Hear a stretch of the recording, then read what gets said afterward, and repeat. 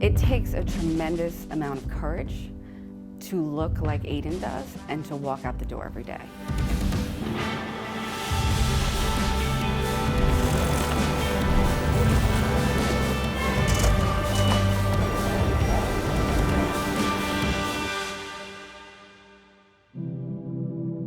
He was a very tricky baby.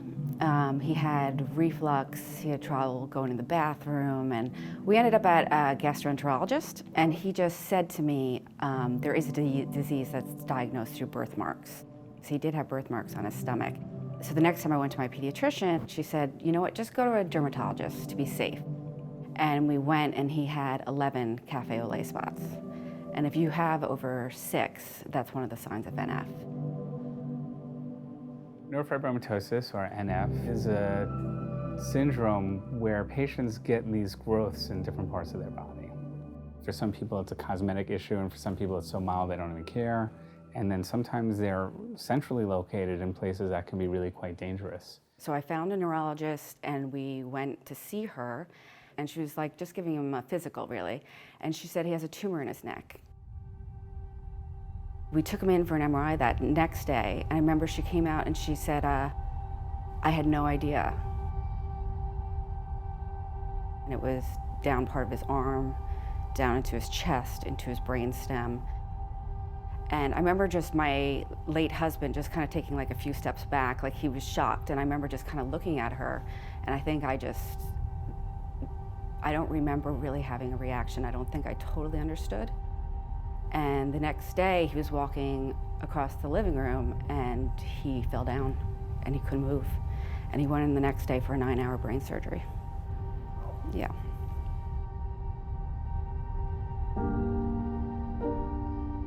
They had to go in and remove part of his spinal column. So there was no treatment for NF, so the tumor was just growing. I dragged him to every doctor in the Northeast. I took him to Boston, I took him to Philadelphia. I went to see a doctor at Sloan Kettering, and we walked in, and he just looked at us and said, I wish he had cancer, there's nothing we can do. And then I got to the point where I realized, actually, nobody's gonna figure it out. You know, my husband was killed. This just in, you were looking at obviously a very disturbing live shot there. That is the World Trade Center, and we have unconfirmed reports this morning that a plane has crashed into one of the towers of the World Trade Center. I couldn't eat, I couldn't sleep. When you have a 21-month-old, there's no time to just go to bed and mourn a terrible loss, because a 21-month-old wants to go to the playground. Without Aidan, I don't know what I would have done. My sole focus was him. This was my only child, and I was gonna keep him alive.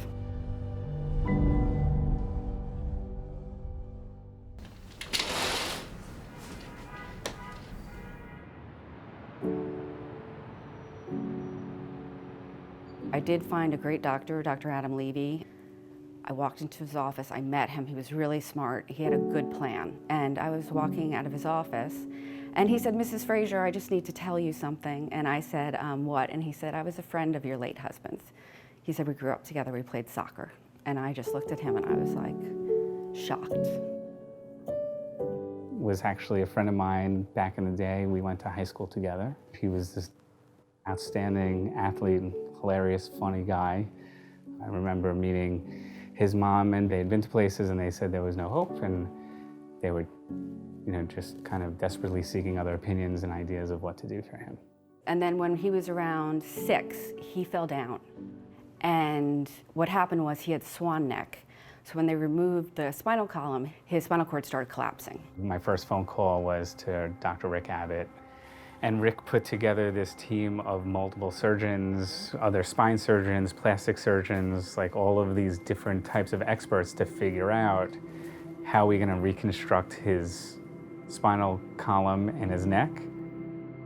They had never done it this way before, because they had to go around all his main arteries. I was trying to think how we were gonna get out of this, and was he gonna die? And I remember saying to Dr. Abbott, I would much rather have Aidan paralyzed than dead.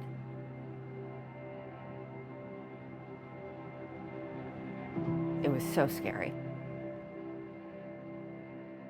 They rebuilt his spinal cord with his rib cage. It was insane. It was insane. And we were in the ICU for about a month. After my surgery, when I was sick, when my spine was rebuilt, they had to lock me in my room because I didn't feel safe sleeping by myself. They had to strengthen my spine to keep the spinal fusion working. It's much more easy for that to come undone, so I've always had to be very careful. And it's a 24/7 in your head, should I do that? I'm not sure, so I'm not gonna do it. You'll walk into the gym and you'll be like, the kids are rowdy today. I shouldn't participate. I'm obviously very visually affected, and for school there was a lot of bullying. You know, don't sit with us at lunch. You know, it was very hard to make friends because I was living in a small community and people that were different were, you know, not very easily accepted. That was the hardest. And we kind of made the decision that we needed to move. So we moved to the city, where being different is New York City, so people that are different, you don't get even a glance on the street. You'll go into a store, you're gonna get, basically the question is, you're gonna pay me, right?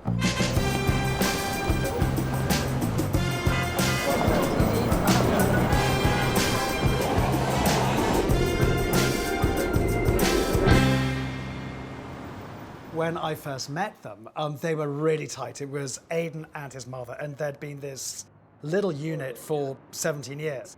I probably sometimes took care of him too much, shielded him too much, I would say, from the world. And seeing Aidan embrace the city and really love going out and feel confident to go to Starbucks or go to the deli, walk to school, walk back from school, walk to his doctor, and so on, was a huge change and hugely inspirational for me.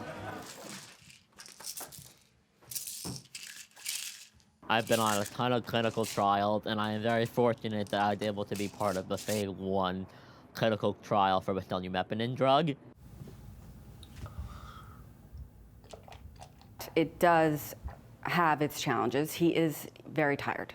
He vomits quite a bit. I mean, enough that he has a pot next to his bed, but it's very difficult for him. You know, I'm sick.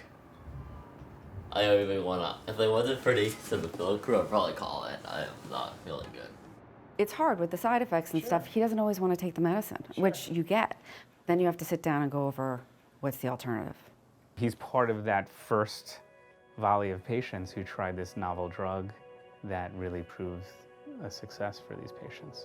My tumor has shrunk around 40% since I started betonumepinin. That's one big step closer. That's probably the biggest step we've ever taken closer to a cure. We went from having no medications that were even rational to try to going through a series of rational drugs and now finding one that actually works. Now, for the first time, we actually have hope.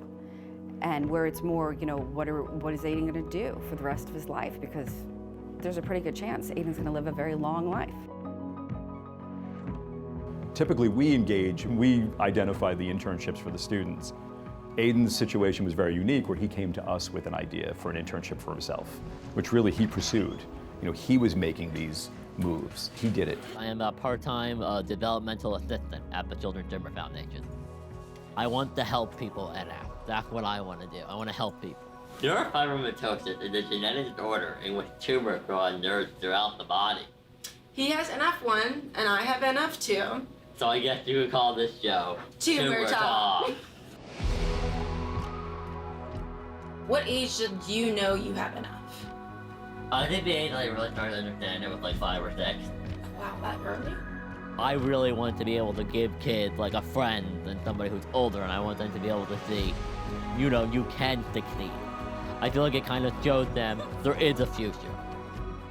He's really now trying to get out there and really educate the world about NF. He's a fantastic, you know, role model for people with disease.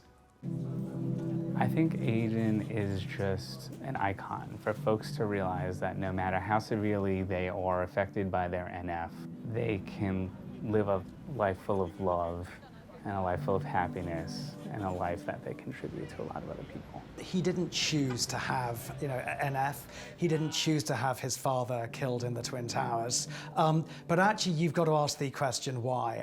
One of the things Aidan said to me on the first night in this flat was, gosh, I can see the top of the Freedom Tower, and there's this little red light flashing.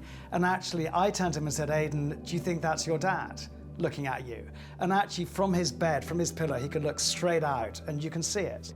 I really wish I could have known my father. And for me, I always feel really bad about that because everybody else in my family did. And everybody always thought that I look like him. And it's really sad.